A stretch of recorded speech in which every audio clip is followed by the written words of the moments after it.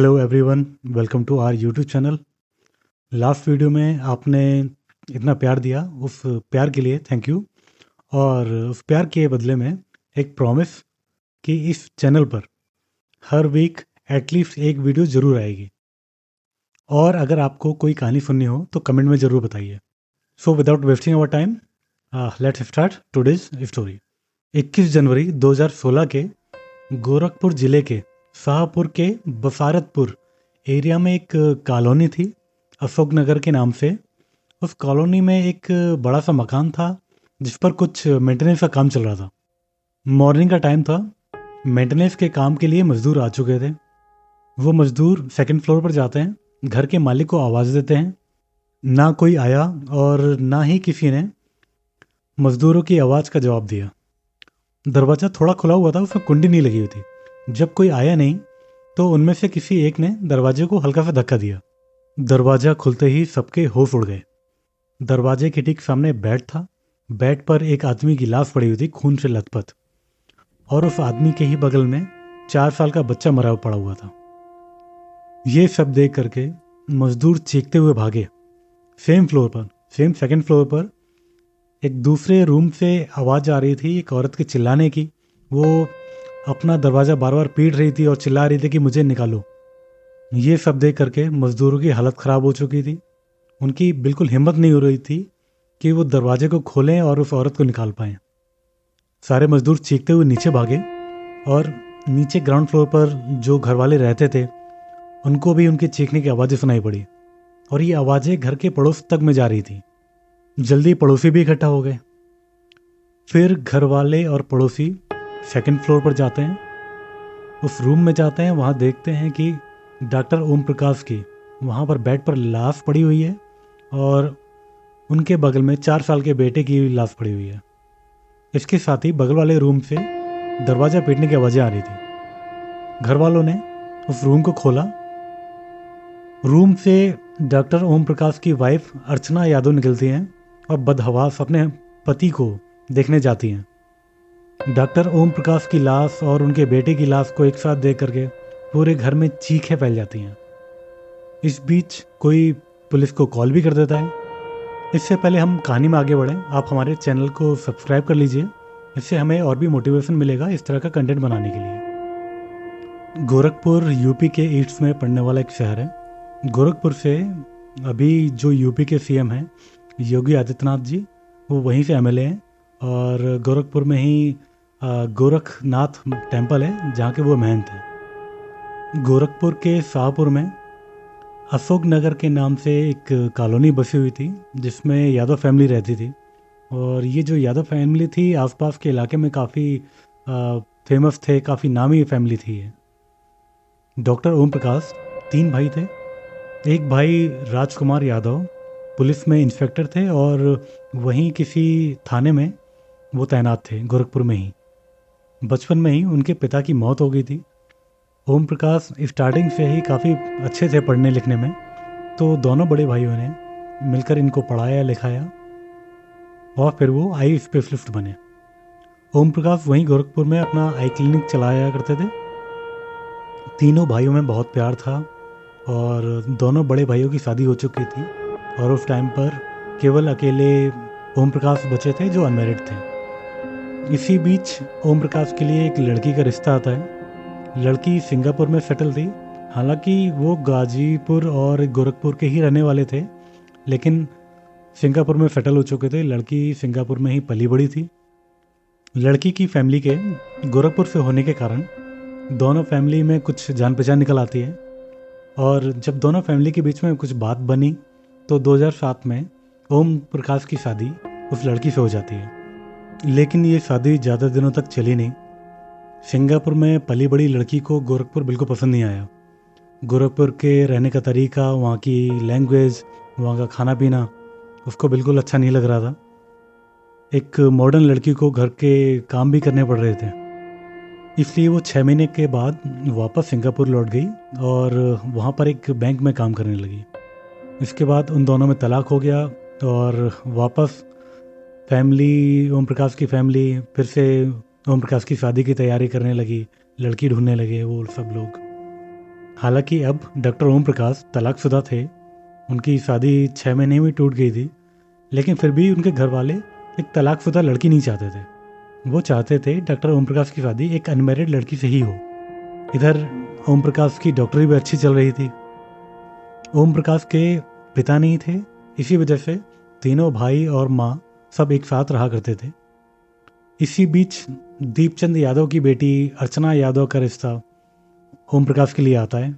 Deepchand Yadav PSC में थे और ओम प्रकाश के बड़े भाई राजकुमार यादव, जो कि पुलिस इंस्पेक्टर थे, दीपचंद यादव को पहले से ही जानते थे। दोनों फैमिली में अच्छी बात हुई। ओम प्रकाश की फैमिली ने कुछ भी सच को छुपाया नहीं। इसके बाद दोनों की रजामंदी से 2009 में डॉक्टर ओम प्रकाश की शादी अर्चना यादव से हो जाती है। शुरू के दिनों में सब कुछ ठीक चला, लेकिन कुछ दिनों के बाद में अर्चना ने लड़ाई झगड़े स्टार्ट कर दिए और ओम प्रकाश पर प्रेशर डालने लगी कि वो जॉइंट फैमिली में नहीं रहना चाहती। वो कहने लगी थी जॉइंट फैमिली बहुत बड़ी है, घर में काफ़ी काम रहता है और उसे बहुत सारा काम करना पड़ता है, इसलिए वो अपने पति के साथ अलग रहना चाहती है। लेकिन डॉक्टर ओम प्रकाश अपने भाइयों को छोड़ करके, अपनी माँ को छोड़ करके अलग नहीं रहना चाहते थे। यहीं से परिवार में विवाद स्टार्ट होता है और डॉक्टर ओम प्रकाश और अर्चना यादव अपना किचन अलग कर लेते हैं और सेम घर में, उसी घर में सेकंड फ्लोर पर रहने लगते हैं। उस समय कड़कड़ाती ठंड पड़ रही थी। तारीख थी 21 जनवरी 2016। आधी रात में डॉक्टर ओम प्रकाश यादव और उनके 4 साल के मासूम बेटे का कत्ल हो जाता है। जिस कमरे में ये डबल मर्डर हुआ था, उस कमरे में मेंटेनेंस का कुछ काम चल रहा था। कमरे का सारा सामान बिखरा पड़ा हुआ था। पहली नज़र में ये लगा कि जैसे लूटपाट की कोशिश के इरादे में ये दोनों हत्याएं हुई हैं। डॉक्टर ओम प्रकाश की पत्नी अर्चना यादव दूसरे रूम में सो रही थी और उन्हें इस बात की जरा से भी भनक नहीं लगी कि उनके बगल के ही रूम में उनके पति ओम प्रकाश यादव और उनके बेटे की मौत हो चुकी है, उनकी हत्या की जा चुकी है। वो जब उठी तो उन्हें पता चला कि उनका गेट बाहर से बंद है। 21 जनवरी की सुबह करीब 8 बजे जब कंस्ट्रक्शन करने वाले मजदूर वहाँ पर आते हैं, डॉक्टर ओम प्रकाश की और उनके बेटे की लाश को देखते हैं तो वहाँ से चिल्ला के भागते हैं। उन चिल्लाने की आवाज़ को सुन करके नीचे जो घर वाले रहते थे ग्राउंड फ्लोर पर, वो भी आते हैं, कुछ पड़ोसी भी आ जाते हैं। वो उन दोनों की लाशों को देखते हैं और जब गेट खोलते हैं तो वहाँ से अर्चना यादव निकलती हैं। इस कांड की जानकारी पुलिस को दी जाती है और पुलिस वहाँ पर आकर के जांच पड़ताल में जुट जाती है। इस कांड के कुछ महीने पहले से ही husband wife doctor Om Prakash Yadav और अर्चना यादव के बीच में कुछ मनमुटाव चल रहा था, इसलिए दोनों लोग अलग अलग कमरे में सोते थे। घटना वाली रात यानी 20 जनवरी को अशोकनगर कॉलोनी में एक शादी का, एक मैरिज का प्रोग्राम था। उसी पार्टी में डॉक्टर ओम प्रकाश अपने बेटे सेवा के साथ में गए हुए थे, लेकिन नाराज पत्नी अर्चना यादव उनके साथ में नहीं गई और रात के करीब 10 बजे ओम प्रकाश और उनका बेटा वापस आते हैं और उसी कमरे में सो जाते हैं। इस घटना में डॉक्टर ओम प्रकाश की मां बागेश्वरी देवी की शिकायत पर गोरखपुर पुलिस ने हत्या और लूटपाट की एफआईआर दर्ज की और अपनी जांच स्टार्ट कर दी। इधर अर्चना के पिता दीपचंद लखनऊ में तैनात थे। उनकी ड्यूटी सीएम रेजिडेंस पर थी, मुख्यमंत्री आवास पर थी। जैसे ही दीपचंद को इस घटना के बारे में पता चलता है तो वो मुख्यमंत्री आवास से ही अपनी बेटी के हस्बैंड और उसके 4 साल के बच्चे के कातिल का पता लगवाने के लिए गोरखपुर के एसपी को कॉल करवाते हैं। सीएम ऑफिस से फ़ोन आते ही पूरे पुलिस में हड़कंप मच जाता है। आनन फानन में उस समय के एसएसपी, आईपीएस लव कुमार और दूसरे पुलिस अधिकारी घटना स्थल पर पहुंचते हैं। वो एक फॉरेंसिक टीम को भी लाते हैं जिससे सारे सबूत को, सारे एविडेंसेस को इकट्ठा किया जा सके। छानबीन शुरू होती है। परिवार के लोगों से जानकारी ली जाने लगी। ओम प्रकाश की पत्नी अर्चना यादव बार बार अपने पति और अपने बेटे के लिए रो रही थी। क्योंकि सीएम ऑफिस से फ़ोन आ चुका था, इसलिए पुलिस वालों की हिम्मत नहीं हो रही थी कि अर्चना से वो कुछ भी पूछताछ कर सकें। लेकिन रात में क्या हुआ, अर्चना का रूम डॉक्टर ओम प्रकाश के रूम के बगल में ही था। उनको क्या आवाज़ सुनाई पड़ी, ये सब पूछना भी बहुत ज़रूरी था। लेकिन अर्चना यादव बात करने के लिए तैयार नहीं थी, वो बस रोए ही जा रही थी। इस घटना में पुलिस को ये समझ में नहीं आ रहा था कि अगर बदमाश लूट के इरादे से आए थे तो उन्होंने डॉक्टर ओम प्रकाश की हत्या इतनी बेरहमी से क्यों की थी। डॉक्टर ओम प्रकाश के चेहरे पर, उनके सर पर किसी भारी चीज से हमला किया गया था। अगर ओम प्रकाश को मारा भी गया तो उनके 4 साल के बेटे का क्या कसूर था। वो 4 साल का बेटा उनके सामने कैसे खड़ा हो सकता था। 4 साल का एक बच्चा तो उनके सामने विरोध भी नहीं कर सकता था। ऐसे में एक बात ही लग रही थी कि शायद वो बच्चा उन मारने वालों को या फिर उन लुटेरे लोगों को, उन बदमाशों को जानता होगा, तभी उन्होंने उस बच्चे को भी मार दिया। ऐसे में घर में काम करने वाले मजदूर जो वहाँ पर कंस्ट्रक्शन का काम कर रहे थे, उन पर पुलिस का शक गया। पुलिस ने मजदूरों को और उनके ठेकेदार को बुला करके पूछताछ की, लेकिन फिर भी इस पूछताछ से पुलिस को कोई क्लू नहीं मिला। पुलिस ने फिर डॉक्टर ओम प्रकाश के इतिहास को खंगालना स्टार्ट किया। तब उनकी माँ ने पुलिस को पूरी जानकारी दी। माँ बागेश्वरी देवी ने बताया कि डॉक्टर ओम प्रकाश की 2007 में शादी हुई थी, लेकिन ये शादी ज़्यादा दिन चल नहीं पाई। केवल 6 महीने में ही शादी टूट गई और उनका तलाक हो गया। फिर 2009 में डॉक्टर ओम प्रकाश की शादी हुई और शादी के 3 साल बाद 2012 में घर में एक बच्चा पैदा होता है। उसका नाम नितिन रखा गया और घर में उसे सब शिवा के नाम से बुलाते थे। पुलिस को ओम प्रकाश की मां बागेश्वरी देवी ने यह भी बताया कि दोनों ही पति पत्नी में, ओम प्रकाश यादव और अर्चना यादव में काफ़ी टाइम से झगड़ा चल रहा था। पिछले 2-3 महीनों से दोनों लोग एक ही फ्लोर पर अलग अलग रूम में रहते थे। अब ये बात पता चलते ही पुलिस की इंक्वायरी की डायरेक्शन दूसरी तरफ मुड़ती है। आखिर ऐसी कौन सी वजह थी कि जॉइंट फैमिली में भी अलग रहने के कारण दोनों लोग अलग अलग रूम में रह रहे थे। उन दोनों के बीच में लड़ाइयाँ हो रही थी, उसका रीज़न क्या था। इस बात का पता लगाने के लिए पुलिस ने अर्चना यादव से बात करने का ट्राई किया, लेकिन अर्चना ने बात करने से मना कर दिया। इसके बाद पुलिस ने अर्चना यादव के मोबाइल की कॉल डिटेल्स निकलवाई और जब ये कॉल डिटेल्स उन्होंने वेरीफाई की तो पता चला अर्चना यादव अक्सर एक अजय यादव के नाम के आदमी के साथ अक्सर बातें किया करती थी। अजय यादव फिरोजाबाद का रहने वाला था और वहीं एक टीचर की जॉब करता था। और जब पुलिस ने घटना वाली रात अजय यादव के मोबाइल की लोकेशन निकलवाई तो पता चलता है अजय यादव उस घटना वाली रात में वहीं कहीं आसपास ही में था। बस फिर क्या था, पुलिस ने उसकी जांच पड़ताल स्टार्ट की और उसे हिरासत में ले लिया। जब पुलिस ने अजय यादव से पूछताछ की तो स्टार्ट में अजय यादव ने इधर उधर की बातें की, लेकिन जब पुलिस ने प्रेफर डाला तो सनसनीखेज खुलासा हुआ। अजय यादव ने बताया कि अर्चना से उसकी फ्रेंडशिप फेसबुक के थ्रू हुई थी। अर्चना यादव जॉइंट फैमिली से अलग होकर के 2nd फ्लोर पर रहने लगी थी। बेटा भी कुछ बड़ा हो गया था और स्कूल जाने लगा था। और उसका हस्बैंड ओम प्रकाश यादव भी पूरे दिन अपने क्लिनिक पर रहता था। तो अर्चना के पास अच्छा खासा टाइम होता था फेसबुक चलाने का, फ़ोन पर बात करने का। वैसे तो अर्चना के फेसबुक पर बहुत सारे लड़कों की फ्रेंड रिक्वेस्ट आती थी, लेकिन अर्चना हर किसी की फ्रेंड रिक्वेस्ट एक्सेप्ट नहीं करती थी। करीब 1 साल पहले अजय यादव ने फ्रेंड रिक्वेस्ट भेजी। अजय यादव की फेसबुक प्रोफाइल पर एक फ़ोटो लगी हुई थी जिसमें वो अखिलेश कुमार यादव के साथ में था। अर्चना के पिता दीपचंद सीएम आवास पर ही तैनात थे और इसी बहाने अर्चना यादव की एक बार मुलाकात अखिलेश यादव से भी हो चुकी थी और उनकी फैमिली से भी हो चुकी थी। अर्चना को लगा कि शायद अजय की पहुंच सीएम तक है, तो इसी चीज़ से अट्रैक्ट होकर के अजय की फ्रेंड रिक्वेस्ट अर्चना ने एक्सेप्ट कर ली। अजय ने बताया कि अर्चना के पास ज़्यादा काम नहीं रहता था, तो अक्सर फेसबुक पर ही टाइम बिताती थी। अपने पति ओम प्रकाश से उसकी बात बात पर लड़ाई होती थी, तो इसलिए अजय और अर्चना के बीच में प्यार भरी बातें भी होने लगी।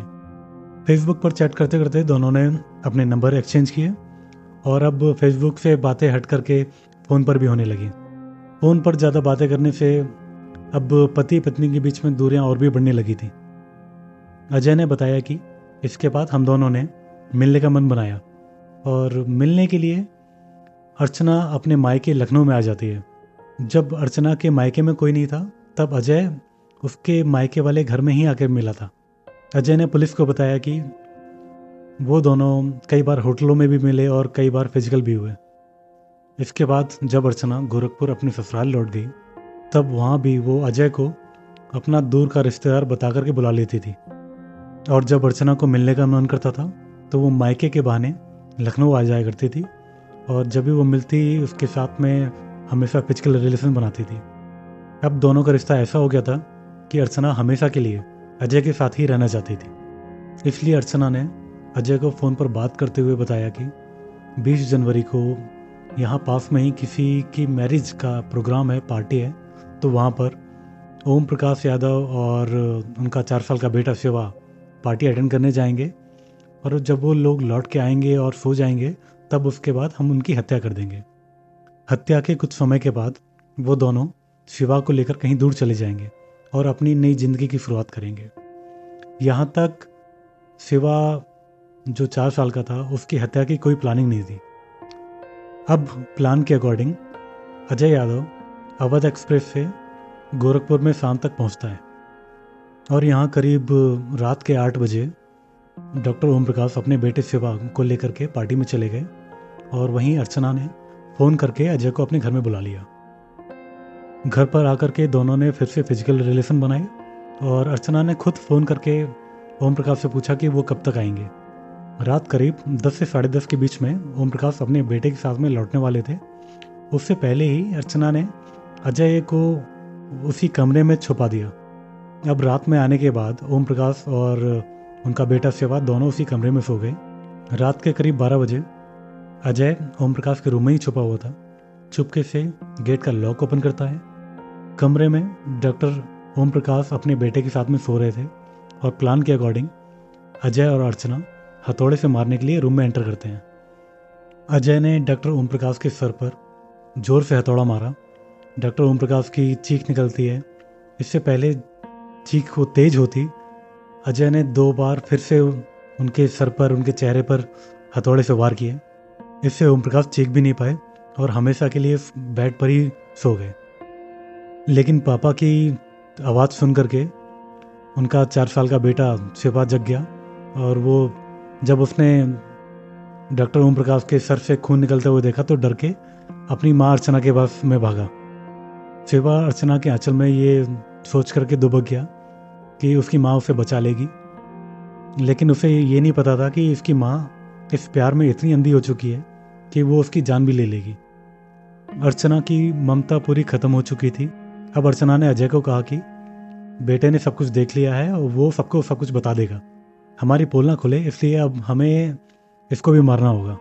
अर्चना ने प्रेमी अजय को मारने के लिए बोला, लेकिन अजय ने मना कर दिया। अजय ने बोला कि मैं इसको मार नहीं सकता है, ये बच्चा मासूम है, इसमें इसका कोई कसूर नहीं है। फिर भी अर्चना ने बोला, अब चाहे कुछ भी हो जाए, तुम्हें पाने के लिए अब इस बच्चे को मारना ही होगा। अगर तुम नहीं मार सकते तो मैं खुद इसे मार दूंगी। इतना कहने के बाद अर्चना ने अपने आंचल में छुपे हुए बच्चे को पकड़ा और उसकी गर्दन को दबा दिया, और तब तक दबाए रखा जब तक उसकी मौत नहीं हो गई। पुलिस की पूछताछ के दौरान अजय ने बताया कि हत्या करने के काफ़ी देर तक वो उस रूम में रहा, और उसने सारा सामान इधर उधर फेंक दिया, जिससे ऐसा लगे कि इस घर में कोई लूटपाट की कोशिश की गई। पैसे और जेवर भी गायब कर दिए थे। इसके बाद अर्चना अपने रूम में चली गई, और अजय ने अर्चना के रूम को बाहर से लॉक कर दिया। फिर वो गोरखपुर स्टेशन गया और गोरखपुर से ट्रेन पकड़ के वापस फिरोजाबाद चला गया। अब इस घटना के बाद में जब लूट के इरादे से हत्या की एफआईआर दर्ज हुई तो दोनों ने चैन की सांस ली। ये भी सोचा कि जब ये मामला ठंडा हो जाएगा तो ये अर्चना कुछ बहाना बना करके अजय के पास में चली आएगी और अपनी नई ज़िंदगी की शुरुआत करेगी। लेकिन 22 जनवरी 2016 को ही पुलिस ने ये पूरे मामले का खुलासा कर दिया। पुलिस ने अजय और अर्चना को गिरफ्तार करके जेल भेज दिया। इस केस में पुलिस ने फेसबुक पर हुई चैट, मोबाइल पर मैसेजेस को कलेक्ट करके एविडेंस बनाया। इस केस में 17 अक्टूबर 2020 को गोरखपुर कोर्ट ने दोनों को उम्र कैद की सज़ा दी। इस वक्त दोनों जेल में सज़ा काट रहे हैं, और ये भी बताया जा रहा है कि अर्चना को अपने किए पर कोई भी पछतावा नहीं है। जेल में जब साथी महिला कैदियों ने अर्चना से पूछा कि उसने अपनी बेटे की हत्या क्यों की, तो अर्चना ने जवाब दिया कि मैंने उसे पैदा किया था, मैंने ही उसे मार दिया, इसमें तुम्हारा क्या जा रहा है। ये सुन करके जेल की महिला कैदियों ने उसकी पिटाई भी कर दी। इसके अलावा अर्चना ने जेल एडमिनिस्ट्रेशन से कई बार उसी जेल में कैद अजय यादव से मिलने की रिक्वेस्ट की, जिसे एडमिनिस्ट्रेशन ने हमेशा रिजेक्ट किया है क्योंकि दोनों ने लीगली शादी नहीं की है। अगर अर्चना को अजय यादव से प्यार हो ही गया था तो वो अपने पति से बात करती। उसके पति का एक तलाक पहले भी हो चुका था, तो शायद वो उससे दूर रह करके अजय के पास जा सकती थी। लेकिन उसने बात करने के बजाय, तलाक लेने के बजाय अजय को मारना प्लान किया। और इस क्राइम से ओम प्रकाश की जान गई, उसके बेटे की जान गई, और वो खुद दोनों भी अभी जेल में बंद हैं और इतना सब कुछ करने के बावजूद भी मिल नहीं पा रहे हैं। आपको ये कहानी कैसी लगी, आप हमें कमेंट में ज़रूर बताइए। Thank you.